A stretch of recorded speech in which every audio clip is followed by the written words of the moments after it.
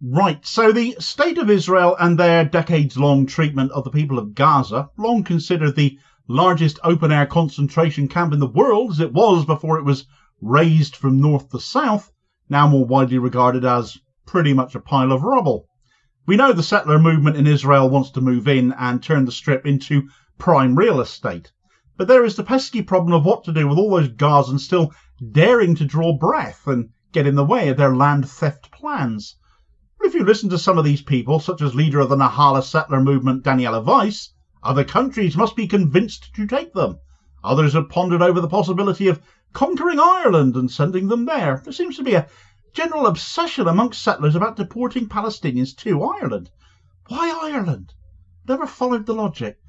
But at any rate, whilst Gaza remains under Israeli control and whilst Palestinians still live there, they will live under the same two-tiered apartheid system that has been imposed on them for decades. But moving forwards, this is taking an astonishingly darker turn now, as plans for more apartheid just got ramped up by at least a full order of magnitude.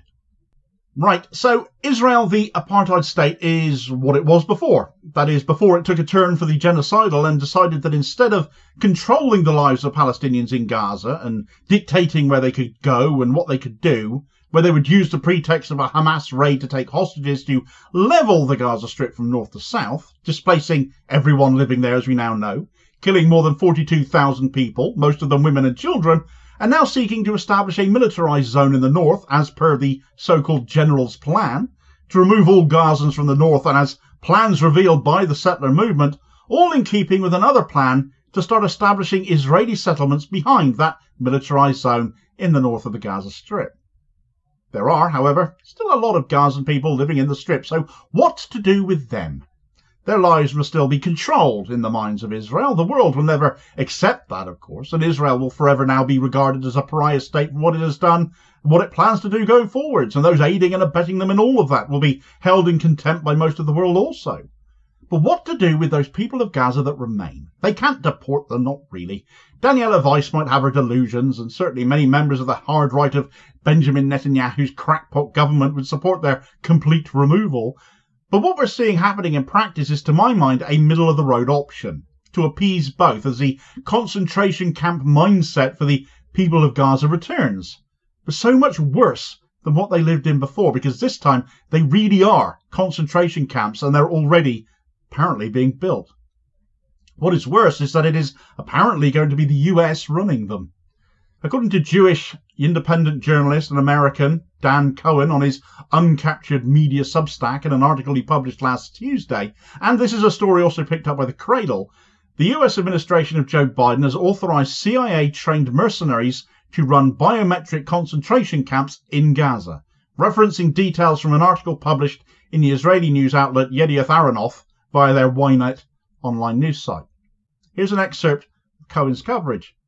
The Biden administration has approved the deployment of 1,000 CIA-trained private mercenaries as part of a joint US-Israeli plan to turn Gaza's apocalyptic rubblescape into a high-tech dystopia. Starting with Al-Tatra, a village in the northwestern Gaza Strip, the plan calls to build what the Israeli daily Ynet calls humanitarian bubbles, turning the remains of villages and neighbourhoods into tiny concentration camps cut off from their environs and surrounded and controlled by mercenaries. This comes as Israel carries out daily massacres and ethnic cleansing in northern Gaza, enacting the proposal known as the General's Plan, originally crafted by former National Security Chief Giora Eiland to turn Gaza into a place where no human being can exist. The plan, approved by White House National Security Advisor Jake Sullivan, calls for the Israeli military to clear out pockets of Palestinian resistance, which it has failed to achieve, demonstrated by the recent killing of Israeli Colonel Ehsan Daksa, the highest-ranking officer to lose his life in the year-long war. 48 hours after stamping out resistance, they plan to erect separation walls around the neighbourhood, forcing its residents, and no one else, to enter and exit using biometric identification under the CIA contractors' control. Those who do not accept the biometric regime would be refused humanitarian aid. So, more war crimes then. The smaller the camp, the more impossible it is for people to be self-sufficient. The more reliant on your captors you end up.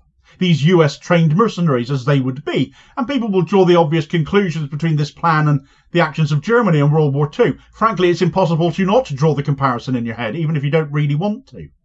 It's also not the first foray into such thinking being implemented by the US that we've witnessed either, as this is essentially a rebooting of the US's failed, because of course such a system will fail, the failed system they had called the Strategic Hamlet Program, which was implemented in 1962 during the Vietnam War to cut off the rural populations of southern Vietnam by isolating them in what the US called strategic hamlets. They were bloody concentration camps, to cut the populace off from the Viet Cong fighting against not just the US, but the South Vietnam government as well.